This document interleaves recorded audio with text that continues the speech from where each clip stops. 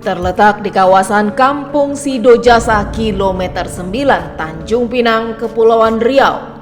Inilah bangunan tua misterius yang menurut kabar sempat dibangun dan dikelola pemerintah kota Tanjung Pinang. Sekitar 14 tahun informasinya bangunan tersebut berdiri. Namun pemerintah kota seakan tidak mau ambil pusing akan keberadaan bangunan tua yang terletak persis di dalam hutan dan jauh dari hiruk-pikuk aktivitas warga.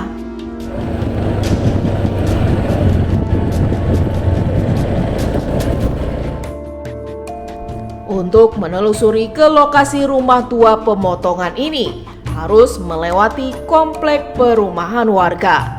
Dan tidak ada akses jalan yang baik untuk sampai ke lokasi ini.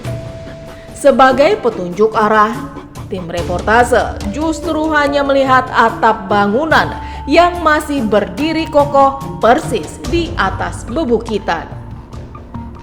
Tidak jauh dari lokasi bangunan ini terdapat pemukiman yang sudah dibangun perumahan milik Citra Pelita, milik salah seorang pengusaha properti di Tanjung Pinang.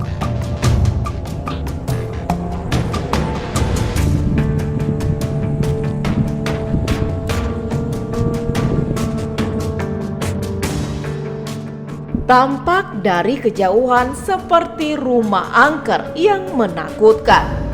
Hanya suasana bangunan perumahan ini membuat rumah pemotongan ini terkesan tidak lagi menakutkan. Belasan tahun berdiri, warga setempat menceritakan tidak satu orang warga pun sering berkunjung ke rumah pemotongan hewan tersebut. Ironisnya, saat tim reportase ingin menghimpun informasi yang sebenarnya, seluruh jajaran Pemko termasuk pejabat wali kota tidak tahu persis siapa dalang di balik terbangunnya rumah pemotongan hewan itu. Seperti pada ingin buang badan, siapa sebenarnya yang paling bertanggung jawab atas berdirinya bangunan rumah pemotongan hewan ini? Lurah Batu Sembilan, Kecamatan Tanjung Pinang, Rajab Eli, menceritakan bahwa benar ada aset milik pemerintah kota Tanjung Pinang, yakni rumah pemotongan hewan di wilayah kerjanya.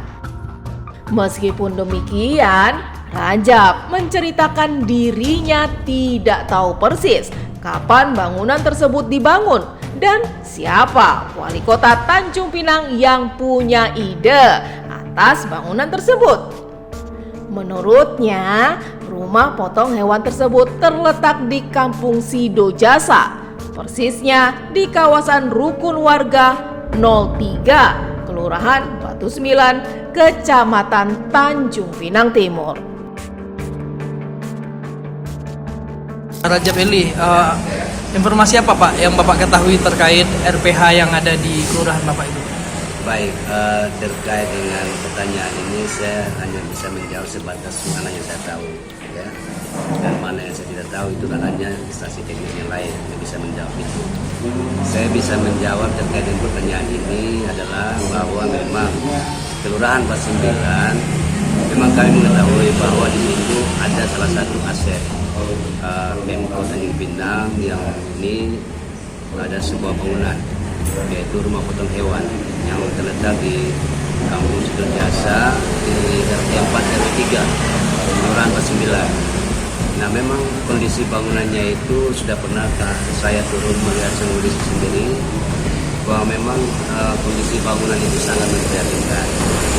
Nah, terkait dengan itu ya kami kelurahan sebatas hanya mengetahui tentang kondisi bangunan dan memang itu adalah merupakan aset bangunan Pemko Tanjung Pinang. Nah, terkait dengan hal-hal teknis bangunannya dibangun tahun berapa itu kami kurang jelas. Yang lebih jelasnya yang bisa menjawab ini mungkin silakan dikonfirmasi lah dari instansi teknis yang berwenang menangani tentang bangunan tersebut. Meskipun sedikit informasi yang didapat terkait pada saat kapan bangunan tersebut dan siapa yang memimpin pemerintah kota Tanjung Pinang waktu itu, namun alangkah baiknya nih, pemerintah kota tidak boleh mengabaikan bangunan yang dibangun menggunakan uang rakyat tersebut. Lalu kemudian dibiarkan menjadi bangunan tidak bertuan. Itu tidak sedikit ya uang yang dihabiskan untuk sebuah rumah potong hewan tersebut dikerjakan hingga selesai. Tim kemudian menemui mantan wali kota Tanjung Pinang periode 2013-2018.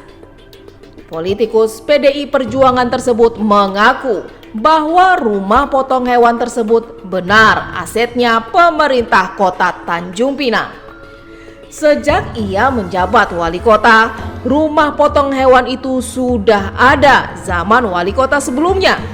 Bahkan sudah pernah difungsikan dan menyumbang pendapatan asli daerah.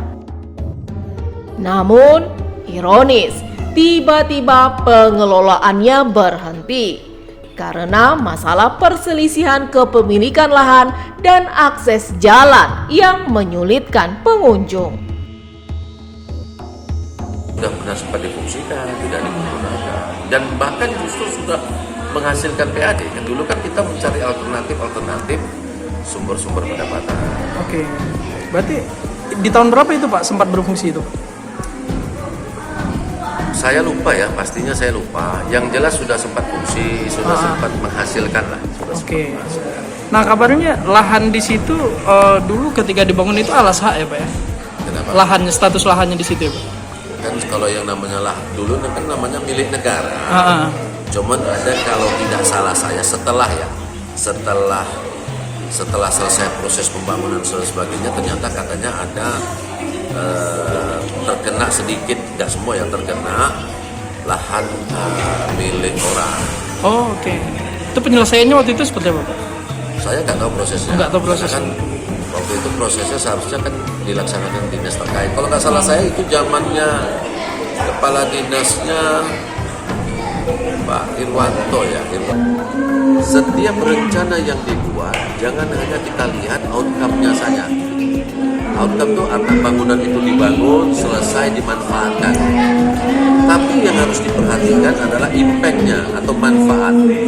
Jadi proyek itu direncanakan, dibangun, selesai tak selesai, digunakan tidak digunakan, ada dampak ekonomi tidak. Nah itulah impact-nya. Kalau selesai digunakan tuh outcome-nya. Nah sama dengan hal-hal itu, seperti contoh tadi tempat pemotongan hewan. Seharusnya tempat pemotongan hewan itu menjadi salah satu sumber menggali potensi pendapatan daerah. Sehingga apa? Pertama supaya tidak setiap rumah-rumah pemotongan itu berada di lokasi masyarakat. Mohon maaf ya, tempat pemotongan itu bukan, mohon maaf ya, di dalam sisi higienisnya tuh harus pertimbangkan betul. Sisi kebersihannya ya atau higienisnya, terus juga limbahnya dibuangnya di mana, bagaimana sistem pemotongan yang motongnya sudah mendapatkan pelatihan atau betul. Jadi artinya gini, ayam yang dipotong itu harus memenuhi beberapa syarat. Karena kalau uratnya misalnya, dia kan harus diperhatikan uratnya harus sampai putus. Kalau tidak putus, maka urat ayam itu menjadi mayat yang kita makan.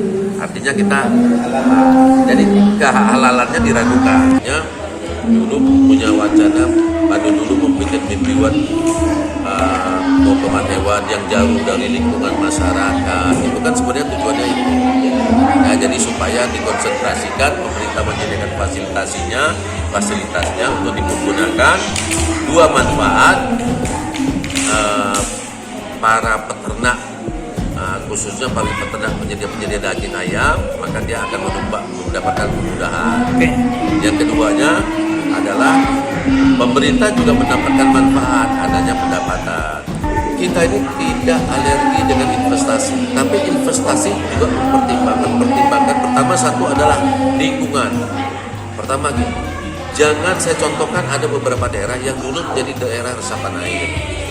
sekarang menjadi dibangun diizin. Zaman saya dia mengajukan izin karena dia dekat dengan sungai, saya tidak berikan. Kenapa? Pertama, satu itu daerah resapan air, yang kedua terlalu dekat dengan sungai. Pertama, kalau itu dibangun akan ditimbun, maka ditimbun, tingginya timbun, tapi suatu saat sungai itu akan tumpah airnya saat musim pasang sehingga menimbulkan efek banjir baru. Tetapi sekarang dikeluarkan izin untuk dibangun rumah. Nah, itu harus pertimbangan lingkungan itu penting. Yang kedua, daerah-daerah pemotongan ayam seperti itu. Daerah pemotongan ayam, limbahnya kan bau kalau panas. Tetapi kalau disediakan di situ tempat diizinkan jadi perumahan, ya jadi macam mana seperti itu. Jadi artinya dampak efek lingkungan itu harus betul-betul diperhatikan sebelum mengeluarkan izin. Bukan hanya kita tidak alergi investasi, tapi masih kita memberikan saran bahwa daerah-daerah itu apakah daerah resapan, daerah-daerah yang dijadikan untuk mungkin untuk mengantisipasi daerah-daerah pemotongan hewan dan sebagainya, yang ada limbah bau dan sebagainya gitu.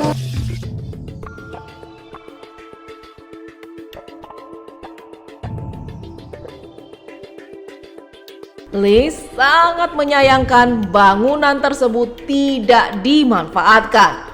Justru pemerintah Kota Tanjung Pinang mengizinkan ada aktivitas bisnis perumahan yang mulai ramai di kawasan tersebut. Hal senada pun disampaikan warga sekitar lainnya. Ternyata warga yang mengaku sudah menjadi penduduk lama di lokasi tersebut tidak tahu persis bangunan tersebut didirikan pemerintah Kota Tanjung Pinang untuk kebutuhan apa. Warga setempat mengaku aneh, kok bisa pemerintah kota mendirikan sebuah bangunan yang tidak memiliki akses dan letaknya persis di dalam hutan. Bahkan warga secara tegas menyebutkan bangunan tersebut sejak berdiri tidak pernah difungsikan dan tidak ada manfaat bagi warga sekitar. Ridwan, Ketua Rukun Tetangga 004 Kampung Sido Jasa, menceritakan saat rumah pemotongan hewan tersebut dibangun itu saat RT setempat dijabat oleh Wahid Hashim dan almarhum Moro Susilo. Bangunan tersebut menurutnya sudah ada sejak tahun 2004 dan sampai saat ini secara tegas ia menyebutkan tidak ada manfaat bangunan itu dibangun. Bahkan tidak ada aktivitas.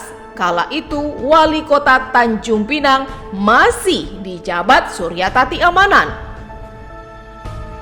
2002. Nah, saya sudah tahu tuh di situ ada tempat pemotongan hewan. Cuma kok tempatnya kok begitu terpencil jauh gitu. Dan kalau memang pemotong hewan kok di situ tidak ada aktivitas. Setahu saya itu aja. Itu aja Pak ya. Itu di tahun berapa yang Bapak ketahui itu? Itu sekitar 2004-an lah gitu. 2004-an. Iya, karena saya tinggal di sini 2002. Oke. Dulu kondisinya itu juga nggak begitu persis lah 2004 atau berapa. Yang jelas saya pernah ngeliat di situ. Pas saya lewat situ memang ada. Oke. Dulu juga dari jalan bawah itu aja. Kan itu kan dari jalan kan masih ke atas lagi tuh tempat pemotongan hewan tuh. Jadi tidak bisa langsung ngelihat gitu. Hanya di situ tempat pemotongan hewan gitu aja. Oh, oke. Terkait rumah potong hewan itu berdiri sejak zamannya Pak RW-nya Pak Wahid Hashim dan Pak RT-nya almarhum Pak Moro Susilo. Terkait pembangunan itu pada zaman-zaman itu ya yang dibilang Pak RW tadi sekitaran tahun 2004 sampai tahun 2010 begitulah rentang waktu pembangunannya. Dan sampai saat ini rumah potong hewan tersebut ya nggak ada asas manfaat. Karena setelah dibangun pun rumah potong hewan tidak ada aktivitas. Kalau terkait pembangunannya mungkin yang lebih persisnya itu memang di zaman Pak Wahid Hashim RW-nya 2 periode sebelum Pak Muhammad Subari. Oh gitu. Jadi memang kalau kami istilahnya kurang mengerti risalah atau riwayatnya ya karena memang bukan di zaman RT-nya saya dan RW-nya Pak Subari. Masih Bu Tati. Oh Bu Suryatati. Iya. Suryatati Amanan ya. Oke, baik. Bu Tati. Nah, jadi semenjak dibangun itu memang kondisinya terbengkalai hingga sekarang. Apakah pernah ada pemerintah datang ke sana mengecek atau apa gitu, Pak? Kalau pengecekan setahu saya ada, tapi untuk aktivitas penggunaan nggak ada. Nggak ada ya? Nggak ada aktivitas penggunaan. Oke. Nah, kalau terkait mungkin RT mengetahui tidak, itu lahannya itu statusnya apa itu? Kalau lahan itu kan saat pembangunan itu kan di zamannya Pak Moro almarhum, itu kan yang sepengetahuan kita itu merupakan tanah keluarganya Pak Moro. Nah, terkait pembangunan itu yang paham lebih tahu persis memang Pak Moro dan Pak Wahid, karena untuk pengadaan pembangunan itu kan tentu melalui RT RW untuk hibahnya. Karena pemerintah Kota Tanjung Pinang juga tidak akan mau membangun fasilitas umum atau fasilitas sosial ataupun fasilitas pemerintah tanpa ada hibah. Alih-alih tidak pernah difungsikan, pemerintah Kota Tanjung Pinang lantas memberikan izin untuk aktivitas perumahan. Hal ini disampaikan Kepala Dinas Lingkungan Hidup DLH Pemerintah Kota Tanjung Pinang, Ahmad Yani. Bahkan pemerintah kota bersama instansi terkait yang memiliki kebijakan mengeluarkan izin AMDAL tidak mempersoalkan adanya aktivitas bisnis properti di kawasan lahan yang tidak jauh dari rumah pemotongan hewan itu. Jadi kita sesuai tugas pokok dan fungsinya dalam pembangunan perumahan tersebut, kita mengeluarkan dokumen yang namanya UKL dan UPL. Oke. UKL dan PL itu kepanjangannya apa, Pak? Usaha pengelolaan lingkungan dan usaha pemantauan lingkungan. Oke, baik. Perbedaannya dengan AMDAL apa? Kalau AMDAL itu yang usaha yang mempunyai risiko tinggi, sedangkan UKL dan UPL ini adalah usaha yang punya risiko menengah. Oke, risiko menengah itu yang seperti apa, Pak? Sebetulnya misal ada banjir seperti di perumahan itu. Oke, baik. Nah, terkait ini kan DLH ini bertanggung jawab untuk menerbitkan rekomendasi ya, Pak ya? Iya. Nah, itu bagaimana, Pak, rekomendasi untuk pembangunan perumahan itu? Mereka sudah masukkan dokumen kita untuk perumahan mendapatkan rekomendasi UKL dan UPL. Jadi dokumen tersebut dalam pemeriksaan kita, ya. Dalam pemeriksaan kan kita ada menyarankan ini harus dibuat ini. Ya, salah satunya harus punya drainase itu sampai ke hilir. Tapi mereka sedang melengkapi hal tersebut. Oke, selain drainase apa saja, Pak, kelengkapan untuk bisa mengurus rekomendasi UKL UPL? Ya, dia yang pertama dia harus punya NIB yang diterbitkan oleh OSSS, terus kepemilikan lahan seperti itu salah satunya seperti itu. Dan ada syarat lainnya nggak, Pak? Beberapa catatan mungkin? Sebenarnya banyak syarat-syaratan lain. Oke, baik. Nah, terkait koordinasi dengan dinas terkait dalam mengeluarkan rekomendasi, ada perlu koordinasi nggak, Pak? Ya, untuk mengeluarkan rekomendasi kita rapat dengan dinas terkait, kita di dinas PUPR dan camat dan lurah. Cuma 3 dinas itu aja, Pak? Oke, itu kalau turun ke lapangan mengecek lokasi nggak, Pak? Kalau mengecek sebenarnya dari dinas PUPR, tapi kadang-kadang mereka mengajak kita untuk memantau di lapangan. Oke, sudah dilakukan pantauan ke lapangan? Sudah dilakukan pemantauan. Oke, dari pemantauan apa yang terlihat, Pak? Ya, kita minta mereka buat drainase sampai ke hilir, itu saja dari tupoksi kita. Oke, baik. Nah, tindak lanjut dari pengajuan mereka ini berarti kan sedang mengajukan ya? Tindak lanjutnya dari DLH seperti apa, Pak? Ya, kita dalam pemeriksaan. Dalam pemeriksaan? Dokumen, kelengkapan dokumen. Oke, berapa lama biasanya pemeriksaan itu, Pak? Karena kita juga nanti kan pelengkap ini kan juga kita koordinasi dengan dinas terkait itu. Secepatnya kita akan dikeluarkan rekomendasinya begitu. Ya. Oke, sejauh ini sudah berapa persentase lah kelengkapan mereka, Pak? Mungkin kita udah 90% ya, udah hampir selesai. Oke, 90% ya, Pak ya.